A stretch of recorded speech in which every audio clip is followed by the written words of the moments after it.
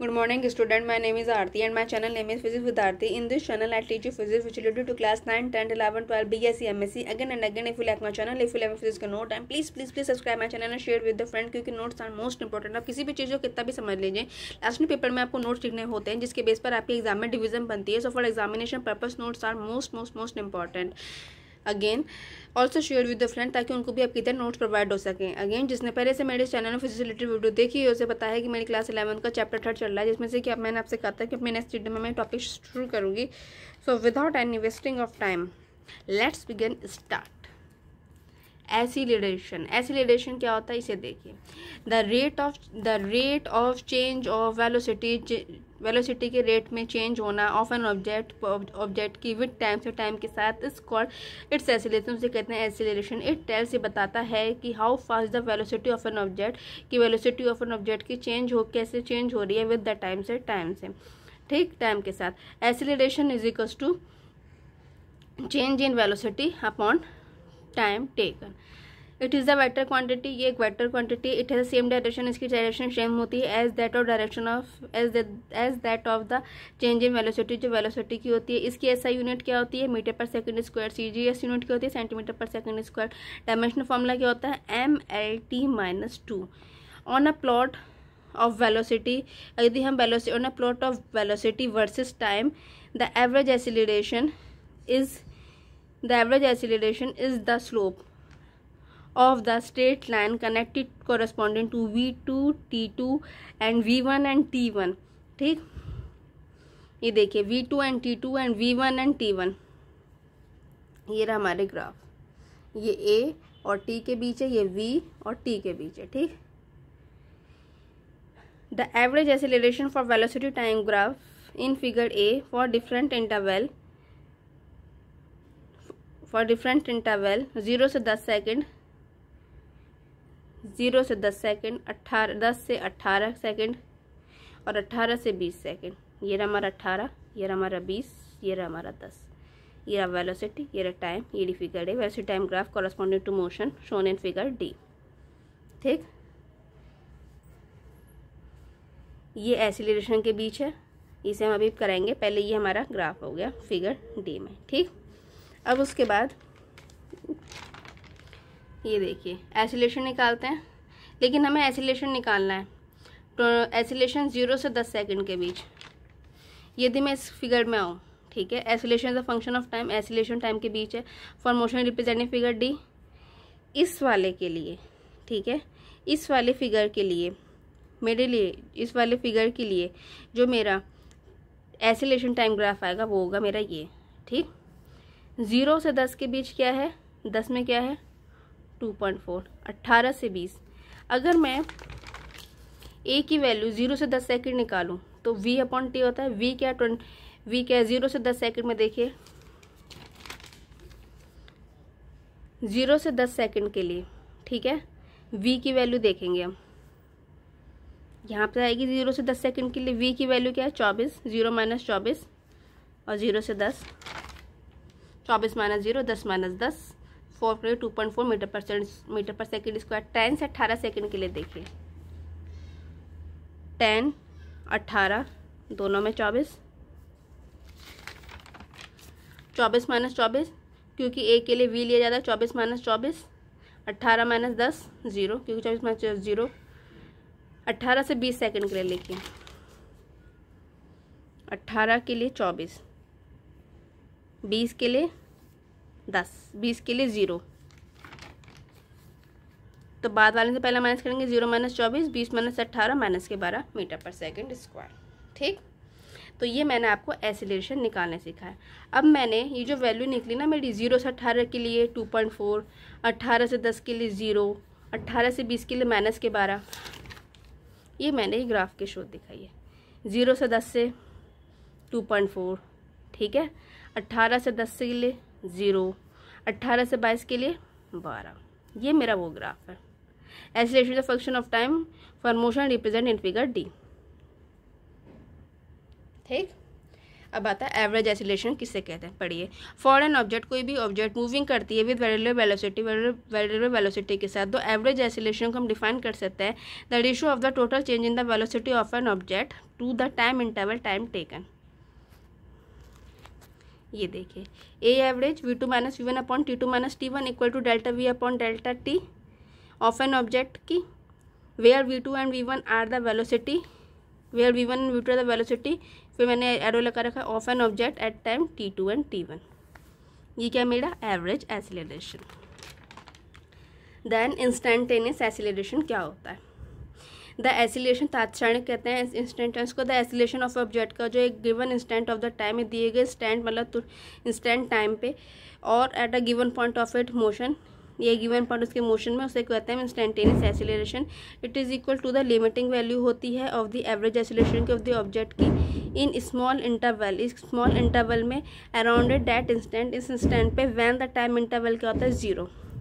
मैंने आपसे क्या कहा था इससे पहले भी कि यदि मैं इंस्टेंटेनियस की बात करती हूँ, डेल्टा टी किस में होना चाहिए, 0 में होना चाहिए, delta V upon delta T होना चाहिए। तो डिफ्रेंशिएट में कैसे लिखेंगे, D V over D T, और जैसे हम वी को क्या लिखते हैं D X over D T, A को क्या लिखेंगे D V over D T. तो वी की वैल्यू रखेंगे D X over D T और से सॉल्व करेंगे तो D square X upon D T का स्क्वायर। कहने का मतलब ये है कि एसिलेशन क्या होता है, is the first order derivative of velocity but second derivative of position with respect to the time. The acceleration at an instant is the slope of the tangent to the v t curve at that instant. For v t curve shown in the figure A, we can obtain acceleration at every instant of time. The resulting AT curve is shown in the figure B। ठीक, we see that, यहाँ पे देखिए मैंने ये कर रखा है A और B, ये मैं आपको भी बताऊंगी, ठीक है। अब उसके बाद the resulting AT curve is shown in figure B, ये रहा मेरा फिगर B में। We see that, हम देखते हैं acceleration is non uniform over the period 0 से 10 सेकेंड में एंड इट इज़ 0 बिटवीन 10 से 18 सेकेंड में and is constant with value 12 metre पर सेकेंड बिटवीन 18 to 20 सेकेंड। कहने का मतलब क्या कह रहा है, ये कह रहा है 10 से 18 में 0 है, 0 से 10 में 24 है, 18 से 20 में 12 है, जो कि हमने भी ग्राफ से बता ही दिया, ठीक है। Again when the oscillation is uniform or visually it equals the average oscillation over that period। ठीक है, पेंसिल से काट रखा है, चाहे आपसे लिखने लिखें, पढ़े सही लिख रखा है और बताना ज़रूरी है, तो मैंने इसलिए आपको बता दिया। Since velocity is a quantity, velocity quantity होती है जिसके पास मैग्नीट्यूड डायरेक्शन दोनों होती हैं और द चेंज इन डायरेक्शन, जो डायरेक्शन में चेंज होता है वो इन्वॉल्व आइदर और बोथ ऑफ दिस फैक्टर। ठीक, acceleration therefore may result, acceleration result होता है may result from a change in speed में चेंज होता है, चेंज ऑन डायरेक्शन में चेंज होता है, चेंज इज बोथ, या दोनों में चेंज होता है। Like velocity and acceleration, like velocity acceleration भी क्या हो सकता है पॉजिटिव, नेगेटिव और zero. Position time graph for with positive, negative and zero acceleration are shown in figure A B C respectively. A देखो positive position time graph for motion with positive acceleration के लिए ऐसा, negative acylation के लिए B diagram, zero acylation के लिए C diagram. देखिए ये ऐसा आपसे एग्जाम में पूछा जाता है और इज इम्पॉर्टेंट। ठीक, नोट दैट, नोट कीजिए कि the graph curve upward for positive acceleration, आपको डायग्राम से दिख ही रहा है, and negative for and downward for negative oscillation and is a straight line force oscillation and is a straight line for zero acceleration. As an exercise identify figure D the region of the curve that corresponding to these three cases। अब मैंने जो pencil से काट रखा है note वाला, चाहे आप लिखे ना लिखे आपकी मर्जी है, पर मैंने सही लिख रखा है और इसलिए मैंने आपको समझा दिया। ठीक, फिर और देखिए, although acceleration can vary also, although acceleration change होता है विद टाइम से। अवर स्टडी दिस चैप्टर, हम इसमें चैप्टर में स्टडी करेंगे, will be restricted to motion with constant acceleration में। In this case the average acceleration equal to the constant value of acceleration during the interval. Again जो मैंने pencil से लिख रखा है चाहे उसे काट सकते हैं, ज़रूरी नहीं है कि आप इसे लिखें, पर चूँकि मैंने सही लिख रखा है तो ये ज़रूरी, चूँकि मैंने सही लिख रखा है तो इसलिए मैंने आपको समझा दिया। If the velocity of an object v0 at t is equals to 0 second and v at time t, we have we have, ठीक। ए की वैल्यू क्या आएगी, v minus v zero, t minus t zero और v equal to v naught plus के a T, ठीक। ये हमने यहाँ पे ले गए ना, यहाँ से ये तो माइनस जीरो हो गया, ए टी यहाँ पे आ गया, तो v is equal to v naught plus के ए टी। ये ग्राफ हो गया, समझा दिया हमने। Let us see how velocity time graph, हम अब देखते हैं कि how velocity time graph look like for some simple cases. Figure E में show velocity time graph for motion with constant acceleration for following case. An object is motion, देखो figure E में दिखाते हैं अभी। An object is moving in a positive direction with a positive acceleration, for example the motion of the car in figure जो हमने दिखाया था, t is equal to 0 and t is equal to 10 second में, ठीक। ये रहा, देखो ये रहे हमारे ग्राफ फिगर ई में, ठीक। ए का पहले पढ़ लेते हैं, ठीक। फिगर ई देखो, शुरू करते हैं। An object is moving in a positive direction with a positive acceleration, for example the motion of the car in figure between t is equal to 0 10 second में। v और t, v नॉट से शुरू हो गया, और देखो मैंने ए क्या लिख रखा है यहाँ पे, जो मैंने फिगर ए बनाई है। Motion in positive direction with positive acceleration को बताता है। Motion in positive direction with positive acceleration को बताता है फिगर ए। अब बी देखिए, an object is moving in positive direction with negative acceleration, for example the motion of a car, जो हमने दिखाई थी 18 से 20 सेकंड में, जब हमने फिगर दिखाई थी ना, फिर उसका हमने ग्राफ बनाया है ऐसे, ठीक। फिगर बी क्या बताती है, motion in positive direction, motion तो पॉजिटिव डायरेक्शन में हो रहा है, लेकिन एक्सीलरेशन हो रहा है हमारा नेगेटिव डायरेक्शन। सी देखिए, an object is moving, object move कर रही है इन पॉजिटिव डायरेक्शन में विद नेगेटिव एक्सीलरेशन के साथ, for example the motion of a car moving from O in figure in negative direction with increasing speed, since speed is always positive. अब C वाला देखते हैं, ठीक है।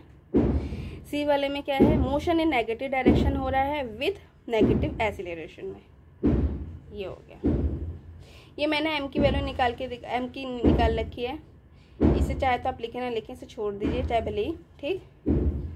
And then object is moving, object move कर रहा है in positive direction में with time t1 and then turn back with the same negative acceleration due to direction change, ठीक। डी फिगर ये बताता है, for example the motion of a car from point O to point Q in figure A till time t with decreasing speed and turning back and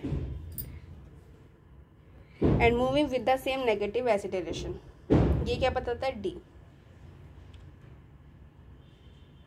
ये D figure, ठीक।